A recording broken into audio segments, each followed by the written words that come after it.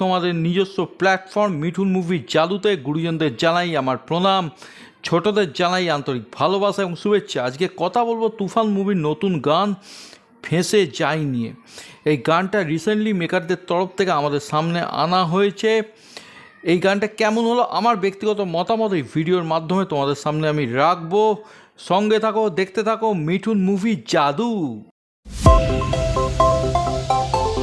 তুফান মুভিটি ইতিমধ্যে ওপার বাংলায় মুক্তি পেয়ে গেছে এবং মুক্তির পরপরই মুভিটি কিন্তু বক্স অফিসে রীতিমতো তাণ্ডব চালাচ্ছে। এপার বাংলায় মুভিটি মুক্তি পাবে 5ই জুলাই এবং আমরা সকলে অধীর আগ্রহে ওয়েট করছি মুভিটির মুক্তির জন্যে।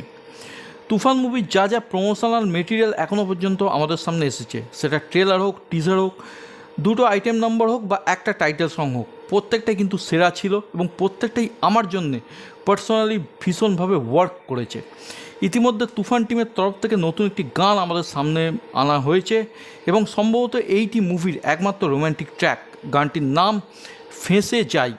এই গানটিতে আমরা দেখতে পাচ্ছি শাকিব খান এবং নভিলাকে। গানটি গেয়েছেন হাবিব। এখনকার দিনে গান কিন্তু শুধুমাত্র শোনার বস্তু নয়, একটি দেখারও বস্তু।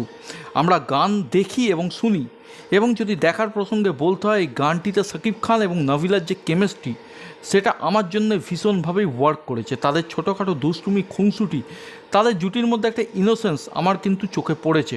শুধু নভিলার সঙ্গেই কেন, অন্যান্য গানে মিমি চক্রবর্তীর সঙ্গেও কিন্তু শাকিব খানকে বেশ ভালো রকম মানিয়েছে। ওভারঅল এই মুভির দুটো হিরোইনের সঙ্গেই কিন্তু শাকিব খানের যে কেমিস্ট্রি, যে ম্যাজিক, সেটা কিন্তু আমার জন্য ভীষণভাবে ওয়ার্ক করেছে। যদি বলতে হয় গানটা আমার শুনতে কেমন লেগেছে, তবে আমি এটুকু বলতে বাধ্য হচ্ছি, একটু হলেও আমাকে কিন্তু নিরাশ করেছেন তুফান টিম।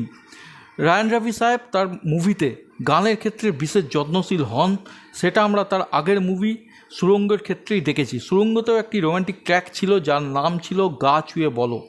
সেই গানটা তখনও আমার কাছে সেরা ছিল এবং এখনও আমার মোবাইলের টপ 5 প্লে লিস্টের মধ্যে কিন্তু জায়গা দখল করে বসে আছে। সেই গানটা এখনও আমি যখন শুনি আমার কিন্তু মনের মধ্যে একটা অন্যরকম ফিলিংস কিন্তু হয়।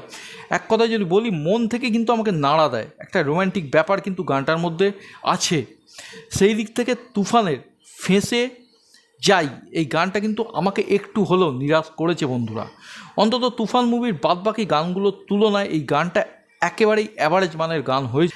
আমার একটাই প্রশ্ন তুফান টিমের কাছে, এই মুভিটির মেকিংয়ের ক্ষেত্রে আপনারা এত যত্নশীল হলেন, তা কি রোমান্টিক গানের ক্ষেত্রে আপনারা কেন সেই যত্নটা দেখাতে পারলেন না? অন্তত অ্যাজ এ ফিল্ম লাভার হিসেবে, অ্যাজ এ মিউজিক লাভার হিসেবে এই প্রশ্নটা আমার মনে জেগেছে, তাই আমি করলাম। এখনও বলছি, ব্যক্তিগতভাবে এই মুভিটির বিরুদ্ধে আমার কিন্তু কোনো ক্ষোভ বা আক্রোশ নেই। এই মুভিটির প্রতি আগে আমি যেরকম আগ্রহী ছিলাম, এখনও কিন্তু সমানভাবে একই রকম আগ্রহী আছি। তুফান মুভির টিমের তরফ থেকে যখন এই রোম্যান্টিক গানটি অ্যানাউন্সমেন্ট করা হয়েছিল, তখন আমি এক্সপেক্ট করেছিলাম একটি ভালো রোম্যান্টিক ট্র্যাক আমি তুফান টিমের তরফ থেকে পাবো, কিন্তু সেইখানেও তুফান টিম আমাকে অত্যন্ত ব্যথা দিয়েছে। সুতরাং বন্ধুরা, এটা আমার ব্যক্তিগত মতামত।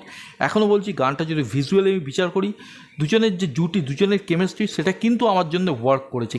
কিন্তু এই গানটা যখন আমি শুনতে যাই, আমার জন্য সেই ম্যাজিকটা কিন্তু ক্রিয়েট করতে পারেনি।